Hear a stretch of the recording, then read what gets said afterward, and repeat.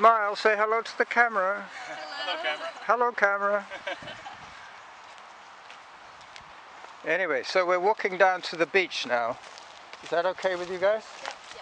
Good. Are you trying to hold your mother up, or is she holding you up? All right, that's good. Do you know a guy called Nick Ramsey? I do, yeah. Yeah, Yeah, he's a friend of mine. Yeah, he and I did a couple ultras together. We did the OMM, the OMM is the Outdoor Marathon Madness or something like this, but it's like orienteering and running. I hate that. Like I hate rogating, that. You know? Yeah, I hate that. It was the first time I'd done it, so I thought it was really cool because you carry a day's worth, you carry your tent and everything, and a day and a half worth of food and water with you, and you work in a team, and you go in, and then you camp at the halfway point, and then you come back. And we disqualified ourselves because we went out of bounds onto a public road, which you're not meant to do. Oh yeah, but that's the big problem. You have to be a good orienteer. That's you see these things here, these little red petals, they're salmonberry. Oh yeah. And the salmonberry is not that far away. Maybe in another couple of weeks we'll have salmonberries all the way along here. You know what I don't like about orienteering is that you have to look at the map all the time. Yes. And if you pick it up and it takes you 5 minutes to get the north and south, get your bearings and everything else. Yeah. That is the problem. I did one of those orienteering courses. I thought, how difficult could it be for me to do 12K? Yeah. I ended up abandoning my project and just figuring out where I was and then running back to where I started. But I did not follow the course. I was disqualified for not following the course. Well, there was some people who were, you're meant to carry a certain amount of equipment and a certain type of equipment. For safety reasons. Yeah, exactly. So you're supposed to have a tent that has a floor on it. Yeah. But they changed the rules for Japan because of for whatever reason, they decided, no, it's okay to just use a tarp. Oh, okay. And a ground sheet, like a ground sheet, you didn't have to have a fully enclosed tent. Well, that meant some people were saving an extra ½ kilogram of weight on that. And they also insist that you have a shovel so you can bury your own excrement. That's right, yeah. And some people just take a little soup spoon. Yeah, yeah. That's exactly. my shovel, and this is my top is like 4-inch square of, That's right, of plastic. That's my top. They game the system. Yeah, they try and game the system, but if they can't read a map, they're hooked anyway. Well, so. That was the other thing is, like, as you said, reading the map, or just follow the group in front of you. If you can keep closer, the problem is with a runner, as opposed to a hiker, is the runner will take off. Yeah. And then who's he following? That's right. He's following another misguided runner. Yeah, that's right. And you know, you have to back off and say, okay, I'll go with the slowest person in the group, and I'll get there just before the last person, because you could always pick up the pace at the end. That's right. Yeah. You don't have to be dead last. Well, Nick and I did very well on the way out to the camp. We were like in the top, say 20. Yeah. But then, and we strategized it because there's some points where you get more points for reaching a certain point, but you get penalized by time. Yeah. So we were aware of our time and we got back quickly, so we didn't have any penalties. Okay. So on the other hand, some people came back late. They lost a lot of time.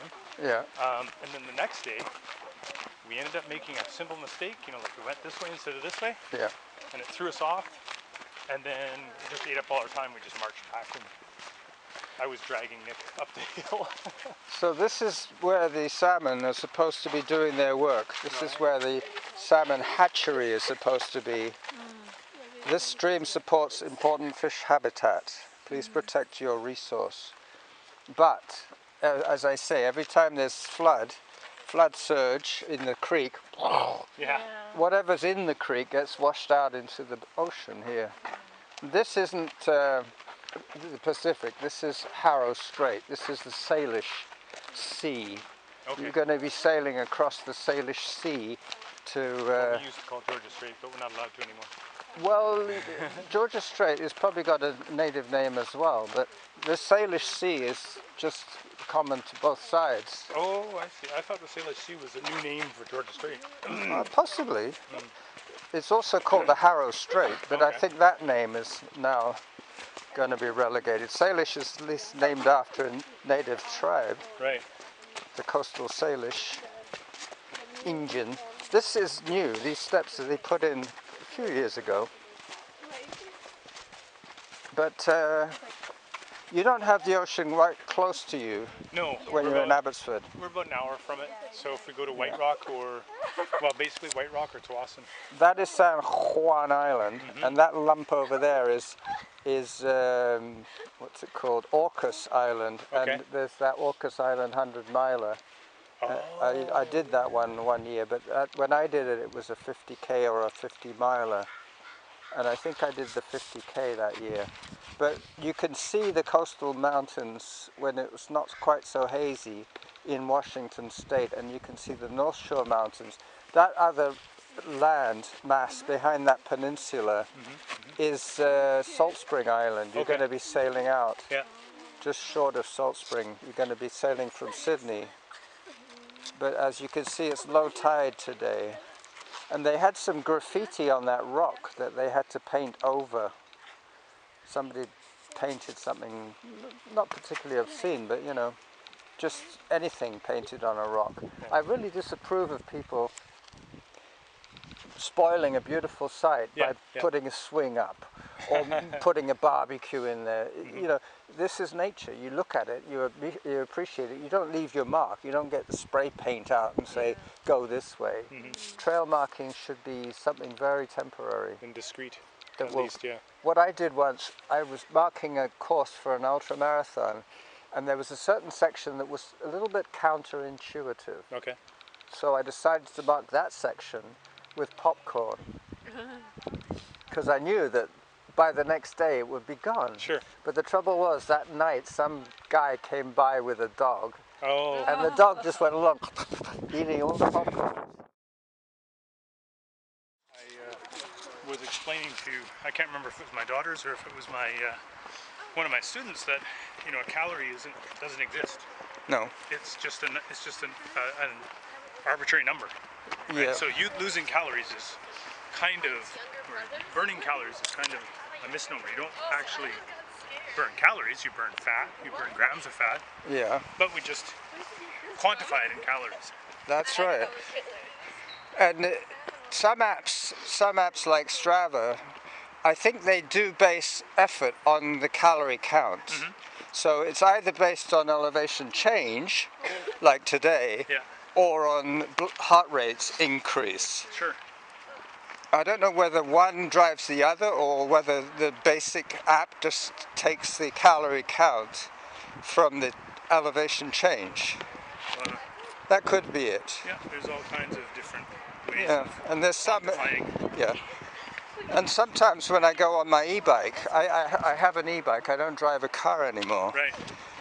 I notice that when it's a hilly course, I burn more calories than when it's a flat course. So undoubtedly. it must be taking into account either the elevation change or my heart rate change. Morning, afternoon. Hi. Hello. And you don't have a power meter built into the bike or anything like that? No, I do have.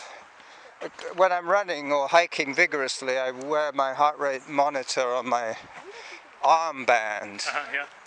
I have an armband, which is more accurate than the wrist, Sure. but not quite as accurate as the one across the chest. Yeah.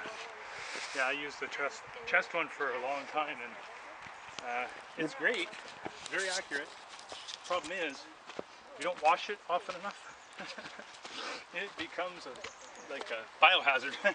I guess the sweat does get into the fabric.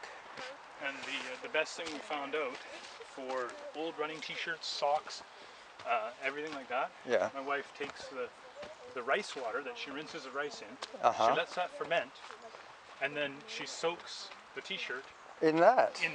Wow. and then washes it, and it's like a new t-shirt. Good God, I never realized. I guess the protein in Something about it, yeah. in the rinse gets into the skunkiness of the t-shirt. Yeah. You have these lilies in Abbotsford? I haven't seen it. The fawn lilies. Those look like the dogtooth lilies in Japan. A little bit, right? Yeah, They last about maybe 2 more weeks and they'll all be gone. And then we get the camas lily.